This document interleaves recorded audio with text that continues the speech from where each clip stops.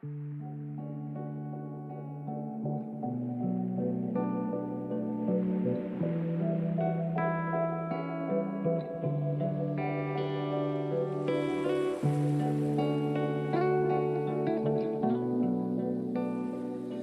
dia!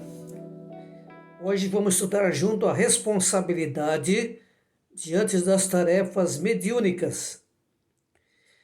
Ninguém é realmente espírita se não observa rigorosamente os princípios doutrinários do espiritismo. Aceitar as manifestações de fenômenos, frequentar o centro espírita, tomar passes, consultar irmãos desencarnados, não confere condição espírita a quem quer que seja. Falar e escrever sobre assuntos espíritas, comentando trechos do Evangelho segundo o Espiritismo, sem, no entanto, a imprescindível exemplificação é dar falsa aparência da autoridade. A bem da verdade, existe um adágio popular que diz que falar até papagaio fala, né? Então, é preciso exemplificar. O legítimo espírito dá o exemplo de observância da doutrina e do Evangelho, onde estiver. Há aqueles que, por vezes, em conversa, estão em alguma escola religiosa e, ao tomarem conhecimento de que somos espíritas, falam, eu também já fui espírita.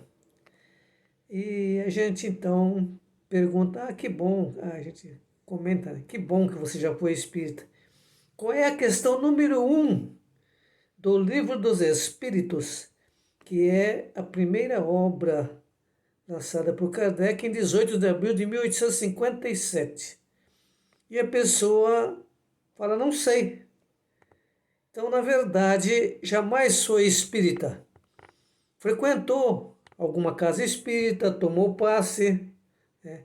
Ouviu palestra, ou até participou de alguma convenção, mas isso não faz de ninguém espírita. Falar, comentar alguma coisa que a gente ouviu na internet, viu na internet, ouviu falar, é uma coisa. Agora nós temos que dar o exemplo onde estivermos, porque existem aqueles religiosos que diz assim, eu sou espírita lá na casa espírita, eu sou crente lá na igreja. A doutrina espírita não permite que a gente proceda assim. Nós temos que ser espírita onde estivermos, né? Daí que às vezes nós vamos, por exemplo, numa missa, um casamento, um batizado, um amigo nos convida, porque essa é a grande tacada da doutrina espírita. Nós espíritas frequentamos qualquer igreja, as demais nem sempre vêm no centro. Tem medo de assistir alguma manifestação, algum fenômeno, né? Nós vamos à missa, vamos num casamento, e a gente então vê as pessoas dizendo, eu sou crente lá na igreja. Não pode, né? Nós temos que ter convicção do que fazemos. E o verdadeiro mérito daquele que se diz espírita não é eu faço o que eu digo, não faço o que eu faço, né? Essa é a divisa dos acomodados imersos nas trevas do farisaísmo, porque os fariseus eram assim, né? Eles pregavam uma coisa, mas nem sempre faziam o que pregavam. Então, o espírita, ele pelo menos, principalmente pelo exemplo, né? Que ele se diz espírita, tem que agir como espírita. Observemos a enorme responsabilidade dos médios, então. Aquele que frequenta uma casa espírita, né, já tem essa responsabilidade, principalmente quando já frequenta algum tempo e chega um novato, quer saber das coisas, ele vai chamar um dos diretores, né? Ora, cabe a nós buscar esclarecer e naquilo que não soubermos, então, irmos consultar aquele que a gente que se sabe que está um pouco mais tempo do que a gente. Não se julgue que a mediunidade seja um enfeite espiritual concedido a alguns privilegiados. Às vezes o próprio médium acha que é um privilegiado, né? E ao ouvir uma mensagem de harmonização, por vezes pensa assim, se minha sogra estivesse aqui, se fulano estivesse aqui. Não é isso. A proposta de Jesus é para todos nós, principalmente para aquele que está ouvindo naquele momento. Então, a mediunidade é, antes de tudo, um compromisso que se deve ser exercido com abnegação e seriedade. Para uns, não tem o caráter de missão. Para outros, é um encargo que diz da personalidade do médium e do seu espírito de servir. Afinal, compreender o que é melhor ter para doar do que ter que pedir. A proposta de Jesus para nós é essa, né? Quando os discípulos, certa feita, discutiam e já andavam há 3 anos com Jesus, e cada um queria ser mais importante do que o outro. E Jesus, ciente disso, passou a mão numa bacia, pegou um pano, né, encheu a bacia com água, lavou o pé de um por um e lhes disse: quem quiser ser o melhor, seja aquele que sirva. Então, quando a gente vê numa reunião familiar, principalmente no Natal, nos dias de festa, as pessoas, cada um tem uma escola religiosa e querendo parecer maior que os outros, há de se perguntar quem está fazendo mais que os outros. Então, aqueles que compreenderam que é melhor servir do que ser servido, estão de acordo com as propostas que Jesus nos ensinou. E assume uma posição grave diante da própria consciência, aquele que sabe o que tem que fazer e não faz. Irá certamente se arrepender muito mais do bem que poderia ter feito, né, do que muitas vezes do equívoco que porventura possa ter cometido. Às vezes até tentando acertar a gente erra, né? Aquele que busca se esquivar da tarefa está protelando um dever. E já dizia um companheiro nosso de doutrina, quem tem mais, deve mais. Né? Quem tem mais conhecimento, deve ter mais paciência, deve ser mais dedicado, deve ter mais compreensão. Daí a proposta de que quem tem mais, deve mais. Ninguém é médium por acaso. Mediunidade é ferramenta de trabalho. Né? Via de regra, os médiuns têm uma constituição nervosa mais delicada e sensível. Não são tão casca-grossa como os demais, né? O trabalho mediúnico, bem orientado, favorece o equilíbrio em benefício daquele que pratica, inclusive a saúde, por consequência, o seu futuro espiritual.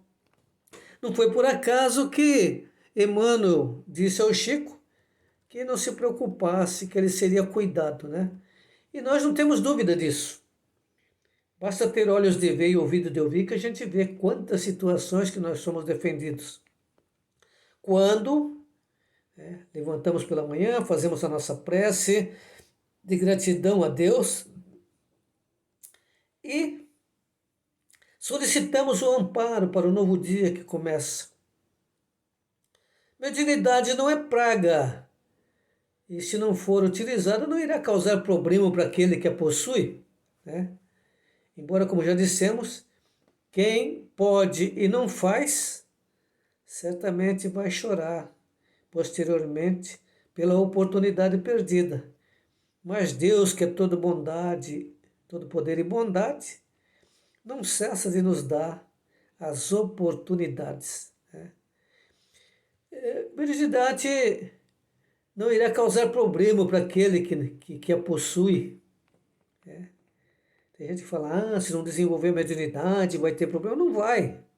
É ferramenta de trabalho, só que a ferramenta que não é utilizada, ela enferruja. E, via de regra, o patrão concede a outro que vai utilizá-la, né?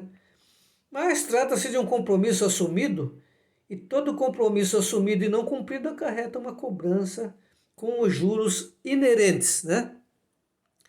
Nós assumimos um compromisso com alguém e deixamos de fazer a nossa parte, certamente teremos que ressarcir aquele que foi prejudicado. Então, aqueles que dizem que a salvação é pela graça, eu costumo dizer que a graça não é de graça, né?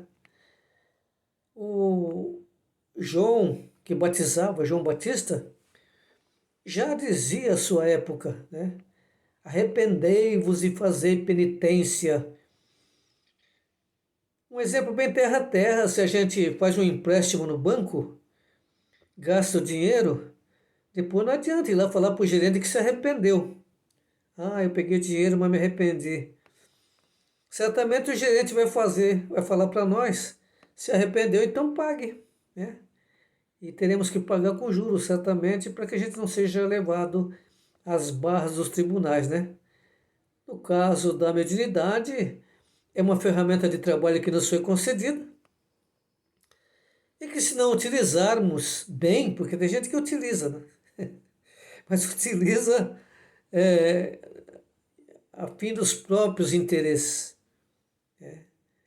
E o plano espiritual está aí para observar isso. Foi por isso que Moisés, lá em Deuteronômio 28, proibiu a comunicação, o intercâmbio com o plano espiritual. Nós somos questionados às vezes, né, por pessoas que dizem, mas Moisés não proibiu o espiritismo? Isso não é uma verdade. O espiritismo surge a partir do século XIX. Então, Moisés proibiu as comunicações com os espíritos na forma que eram feitas, né? Como é que era feita? Havia aqueles espertalhões que saíram do Egito e buscavam ler a sorte dos demais, né? Cobrando, cobravam para isso. E, naturalmente, estavam assumindo sérios problemas para si. Quem faz o trabalho é os espíritos, como é que a pessoa pode cobrar, não é verdade? Então, um centro espírita que trabalhe de acordo com a doutrina espírita jamais vai falar em cobrança disso ou daquilo, de uma taxinha para isso ou para aquilo, né? Naturalmente que a casa espírita tem suas despesas, mas isso é resolvido pela diretoria, junto com aqueles que espontaneamente buscam a tesouraria para contribuir, né? Até porque na nossa casa a gente distribui cestas básicas, então os voluntários trazem cestas básicas, roupas usadas para distribuir, e tem uma equipe de abnegados que trabalham, uns fazendo pano de prato, outros pintando, outros fazendo crochê, e é com que se arrecada dinheiro. A exemplo de Paulo, que fazia seus tapetes e vendia. Na doutrina espírita, ninguém vive da doutrina espírita. Eu digo ninguém numa casa séria, né? Claro que sempre vai haver, onde há o ser humano, vai haver os detratores da coisa pública. Há médios que preferem protelar e deixar para lá, né? Com medo ou por falta de informação, por falta de oportunidade. Mas se quiserem meditar um pouco e meditar sobre a razão de nossa existência nesse planeta, vão verificar que nós não estamos aqui para fazer turismo. Irão perceber que é preferível a boa luta no dia a dia do que o enganoso descanso da perda de tempo com futilidades. Porque o ser humano é assim, se não estiver fazendo coisa boa, né, está traquinando com alguma coisa inútil. Muitos casos de distúrbios nervosos que a medicina se confessa impotente para solucionar têm origem no abandono do exercício necessário na prática do bem. Quando a pessoa se encaminha para uma religiosidade via de regra por um puxão de orelha, né? Porque por bem é muito difícil. Nós vamos ter que nos encaminhar pelo amor ou pela dor, mas se não procurarmos a prática do bem por amor, né? A humildade é ponto fundamental para o espírito e principalmente para o médium. A pontualidade no cumprimento dos deveres, assim como a elevação do espírito com boas leituras, conversas edificantes, otimismo pela vida, são essenciais para cultivar a saúde física e um trabalho profícuo em prol dos necessitados de consolo. Então, ninguém pode dar aquilo que não tem, na é verdade. Um camarada que acha que está tudo errado, que nada está certo, então vai ser complicado. Entre um lavrador que não procura adaptar-se às necessidades de sua época, utilizando os meios práticos e inteligentes de trabalho, e outro trabalhador que busca estudar o problema da fertilização do solo, da adubagem conveniente a cada natureza de plantação, recorrendo aos processos científicos de lavrar o terreno, não há dúvidas de que este último obterá melhor resultado. O médio estudioso, então, é fiel observador da doutrina e um lavrador progressista. Então, aí que nós nos propomos, nestes vídeos, a respondermos as questões que porventura venham a ser nos endereçadas.